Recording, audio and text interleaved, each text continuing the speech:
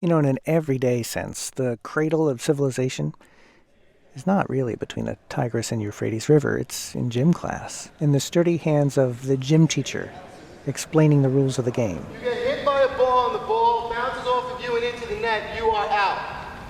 If the ball hits you and then bounces out of bounds, and someone catches it that's on your team out of bounds, you're still out because you're not supposed to be out of bounds.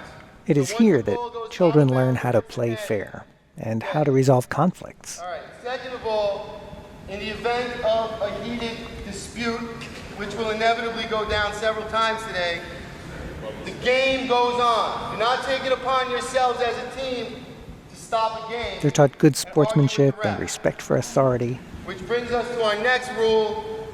The ref's word is final. These rules are bigger than sports. They're lessons for life. With good guidance, someday our children will grow up and then forget everything. With that, we take you now to Martin Luther King High School in Manhattan, home of the 4th International Dodgeball Tournament of Champions for grown-ups. David Johns was there, and he sent us this report from courtside. It was around 1 o'clock. It was the moment everyone was waiting for. One of the refs opened a huge bag of dodgeballs and dumped it out in the middle of the gym floor. A horde of people dressed in ragged gym clothes and college t-shirts raced to scoop up the balls. There's nothing, apparently, quite so nostalgic to certain young adults as the feel of a cool rubber dodgeball in the hands. And that sound, that resonant, almost organic slap of its bounce. One team, called Mangina, took turns lining up against the wall and letting their teammates try to peg them with the ball. They were there to settle an old score. Well, I used to get pegged with balls all the time as a kid. This means more than anything to me. All the bloody noses, all the times that I got laughed at school, and finally I'm able to get my due back and peg some people. And I may hit them when they're down, I may hit them with their back turned. Oh! Yeah, okay. I just got pegged where it counts. Dodgeballs were flying every which way. A few teams had obviously planned ahead, and they were wearing uniforms, or t-shirts that were all the same color. Other people looked like they'd heard about the tournament like 15 minutes ago.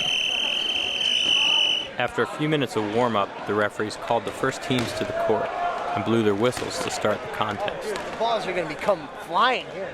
It soon became clear that grown-up dodgeball was a different game from grade school dodgeball. For one thing, the demographics had changed. This new game was played almost exclusively by men, all of them about the same size and shape.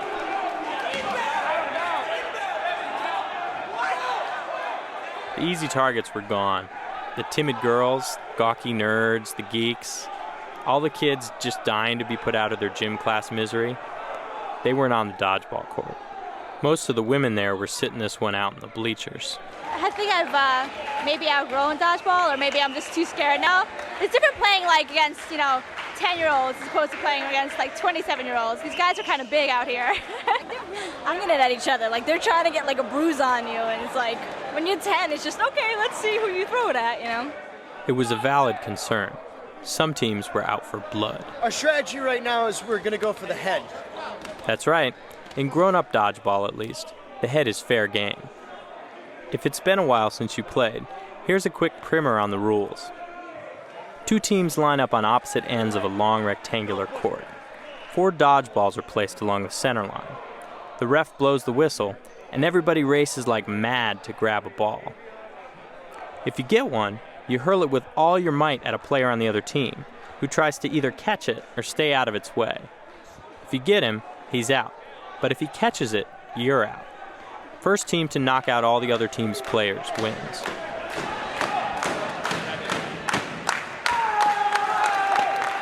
Pandemonium in the field house! As the tournament went on, the smartest teams abandoned brute force as a tactic. As appealing as it was to blast somebody in the head with the ball, you just couldn't throw it that hard, and the other players were too likely to catch it. Some teams stopped throwing the ball altogether and just rolled them back across the floor. Some teams thought they could take control of the tournament by intimidating their opponents. They even fantasized about making other players run crying to their mommies. They're going to call home. They're going to be like, Dad, I got hit. Mom, I don't know what to do. I broke my shoelace. Teams would also try to pick off opposing players one by one with a barrage of balls, like a firing squad. But the best tactic of all was cheating. Strategy. It's all about strategy, my friend. Now every child learns in grammar school that they're not supposed to cheat. But remember, these weren't children. These were grown-ups. Grown-ups who went out only if the ref actually saw the ball hit them. This dude in the blue hat got out and snuck back on like 4 times already. This other one almost punched one of them in the face. Somebody threw a ball. This is retarded. Grown-ups who were having trouble taking the referee seriously. You're out. He looks at me like he's not out. Like I don't see he just got out. Like maybe I'll say, no, you can stay. I like you. You're a nice guy. Stay. Grown-ups who weren't cheating just got super whiny. Seriously, there needs to be a lot more organization. They screwed up. We played a game we weren't supposed to play. But no one was listening. They had to redo the whole roster. You know, these guys are playing with like extra people. And this guy, I mean, look at him. He's got the wrong prescription. Dodgeballers are avid sportsmen, but terrible fans.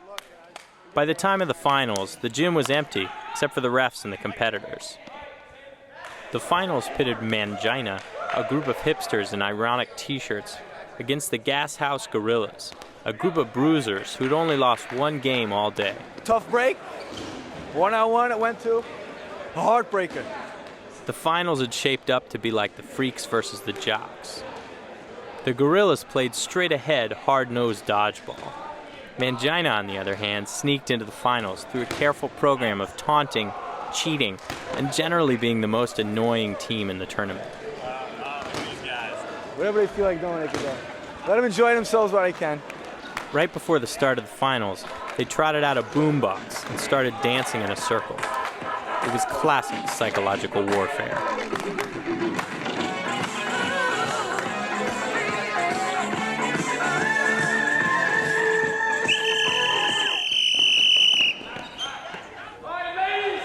Let's keep it friendly. Remember, this is a game of dodgeball. Okay?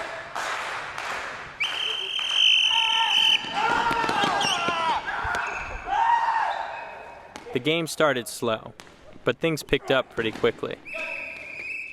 Mangina knocked off a couple key players early on and grabbed the upper hand. They never let go. Got his foot! Got his foot!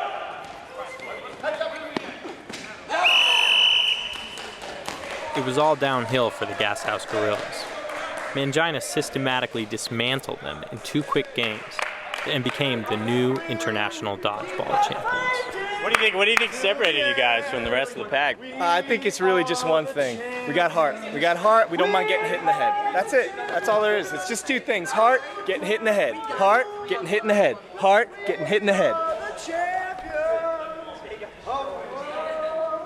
Clearly, childish behavior is fully sanctioned on the dodgeball court. Mangina had that part of the game down pat. And as everyone knows, what really matters in all sports is not whether you win or lose, but how you play the game.